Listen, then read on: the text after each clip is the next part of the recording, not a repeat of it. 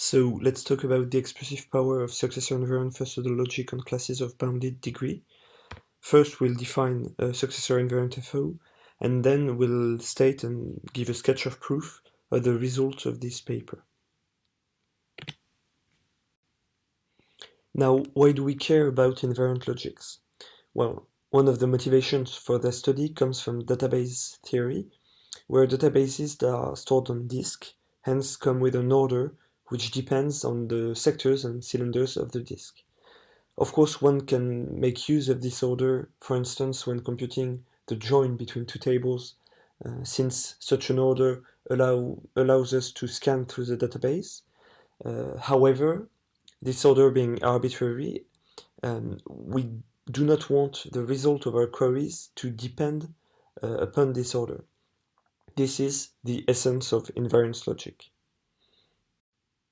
Let's now take a look at two simple queries, one of which will be successor dependent and the other being successor invariant. So let's now consider QRED, the query stating that the first node is read, where the first node is to be understood with respect to the successor relation on the database. So let's consider this database represented as a colored graph. If we choose this particular successor relation, going from 1 to 5, we see that the first node with respect to this successor relation is indeed read. Hence, this database, or this graph, together with this successor relation, satisfies QRED. Now, if we pick the same exact database, but we choose a different successor relation on it, now we see that the first node is no longer read, hence the same database with a different successor relation no longer satisfies QRED. We say that QRED is a successor-dependent query. Let's now consider a second query, QOD, stating that the last node belongs to P, where P is the set of odd elements. Here, odd and last refer to the successor relation. If we consider the same database as before with this anti-clockwise successor relation, we see that P corresponds to this set of three nodes, and 5, which is the last node with regard to the successor relation, indeed belongs to P. Hence, this database with this particular successor relation satisfies QOD. Now, if we change the successor relation to this one, we see that P has changed. But in the end, 5, the last node with respect to the successor relation, still belongs to P, and the same database with a different order still satisfies QOD. And this will be the case no matter what successor relation we choose. And indeed, QOD defines odd structures. And being odd has nothing to do with the particular choice of a successor relation.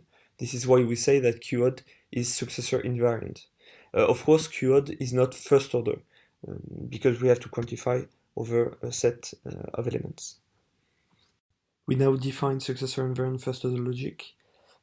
Let phi be an FO sentence over some vocabulary sigma together with an additional relation S, a binary relation S. We say that phi is successor invariant over some finite sigma structure A if whether phi is satisfied in A together with an additional successor relation doesn't depend on the choice of such a successor relation. And successor invariant FO is the set of sentences that are successor invariant over every finite sigma structure. Now let's note that successor invariant isn't a proper logic since it doesn't have a recursive syntax.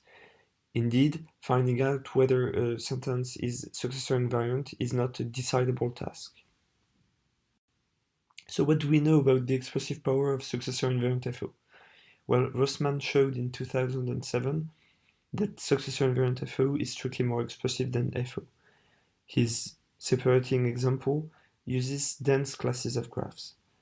And it is not clear whether on sparse classes of graphs, the addition of a successor relation adds to the expressive power of first-order logic. Quite the contrary, Benedict and Ségouffin showed that successor invariant FO collapses to FO on trees. And similarly, they gave upper bounds on successor invariant FO on classes of graphs of bounded degree and of bounded triroots, where they showed that successor invariant FO is included in MSO. In this paper, we broadened the setting where successor invariant FO is known to collapse to FO by showing that when the degree is bounded, successor invariant FO is no more expressive than FO. What this means is that for every phi in successor invariant FO, we can find an FO sentence, psi, which is equivalent to phi on this class of bounded degree. So how do we prove such a collapse result? Well, we show that for every integer k, there exists an integer f of k, such that for every two graphs G1 and G2 in our class of bounded degree, if G1 and G2 are f of k similar, meaning that they agree on all FO sentences of quantifier depths at most f of k, then it is possible to construct two successor relations S1 and G1 and S2 and G2 such that G1 S1 and G2 S2 are k similar. From there, standard finite model theory tools allow us to prove that successor invariant FO collapses to FO on this class of bounded degree. Now remember that the degree is assumed to be bounded, and we know that when the degree is bounded, FO does nothing more and nothing less than counting the number of occurrences of each neighborhood type up to some threshold. Hence, proving this implication amounts to showing that for every G1 and G2 which have the same number of each type up to some threshold, it is possible to construct S1 and G1 and S2 and G2 such that G1 S1 and G2 S2 have the same number of occurrences of each type up to some threshold. In the construction of the successor relation S1 and S2, we will need to differentiate between two kinds of neighborhood types. First, the neighborhood types that have many occurrences in G1, which will be called frequent types. And second, the neighborhood types that have few occurrences in G1, those will be called the rare types. Because G1 and G2 were assumed to have the same number of occurrences of each neighborhood type up to some threshold, frequent types must have many occurrences in G2. And because they have many occurrences in G1 and G2, it will be possible to translate those types to their fractal version in G1S1 and G2S2. Now we will see in greater details what fractal types are, but basically it's the ideal expansion of a type when we broaden the vocabulary with a successor relation. For the same reasons, rare types must have the same number of occurrences in G2 as in G1. And because those neighborhood types have only a few occurrences in G1 and G2, it will be possible to embed them or to hide them amongst occurrences of frequent types in G1S1 and G2 and S2. So what are fractal types? Well, recall that once we've constructed S1 on G1 and S2 on G2, we'll have to show that G1S1 and G2S2 have the same number of occurrences of each neighborhood type up to some threshold.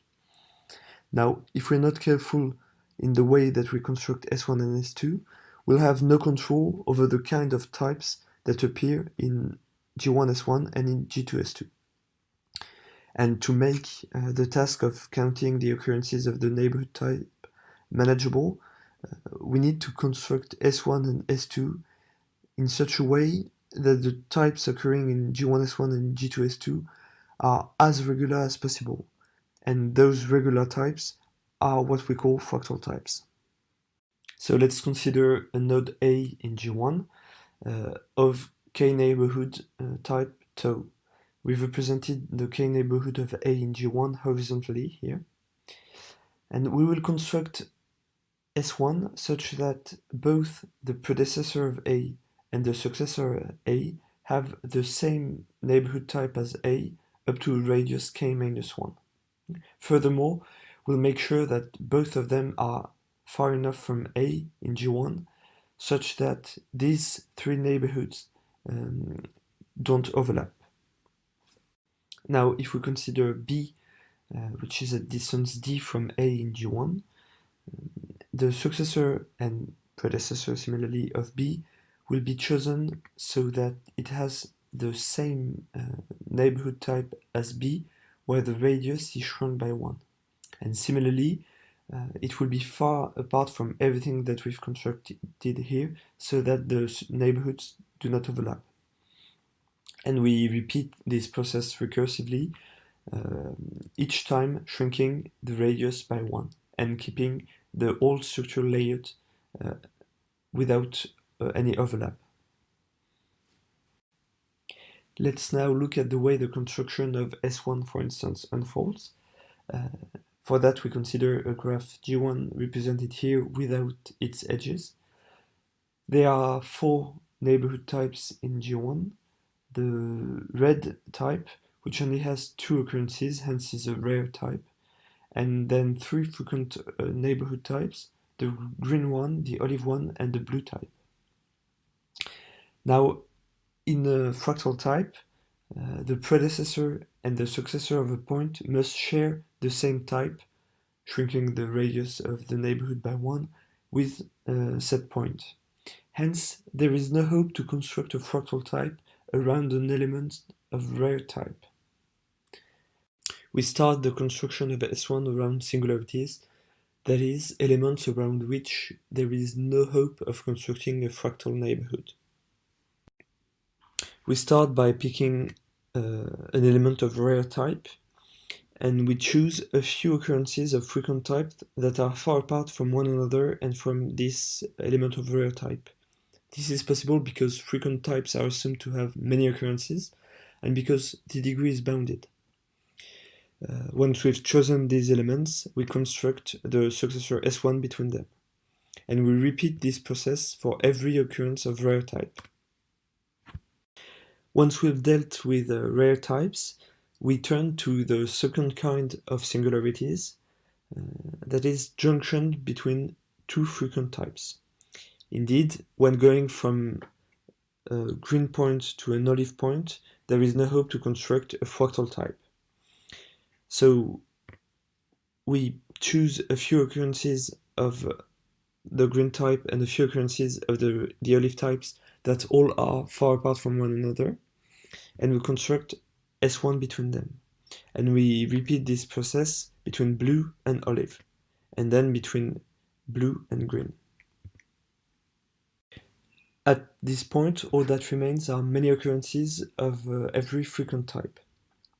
Now, we'll not go into the details, but it is possible, given that the degree is bounded, to construct S1 around elements of the green type, so that each element is given a fractal neighborhood. So we do that for the green elements, and then we repeat this process for the olive type and the blue type. We construct S2 and G2 in a similar fashion, and in the end, it is not hard to prove that G1S1 and G2S2 have the same number of occurrences of each type up to some threshold.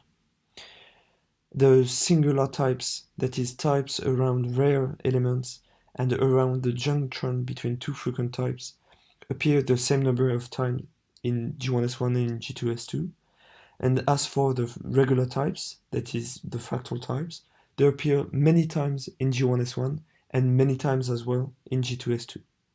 This concludes the proof of the collapse of successor invariant FO to FO on classes of bounded degree. So we've shown that successor invariant FO collapses to FO when the degree is bounded. There are some natural flow questions, namely whether successor invariant FO collapses to FO on other sparse classes of graphs, for instance, on classes of bounded triwidths. Now there is an issue here. In the construction of fractal neighborhood, the hypothesis on the bounded degree was crucial because it allowed us to choose elements sharing the same frequent types that were far in the graph.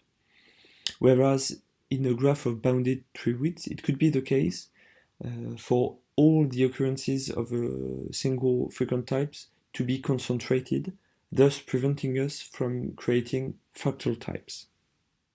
Another question would be whether order invariant FO collapses to FO on classes of bounded degree. Here, order invariant FO is defined as successor invariant FO, but where one has access to the full order relation and not just the successor relation. There is still an issue with the degree. When one constructs a successor relation on a graph of degree at most d, one ends up with a graph of degree at most d plus 2, whereas if we construct an order on a graph of degree d, we end up blowing up the degree, because every element is adjacent with the order relation to every other element. In both cases, we would either have to develop completely new techniques or to accept to deal with less regular types than fractal types. For instance, types that would allow for some kind of controlled overlap. Well, thank you for your attention.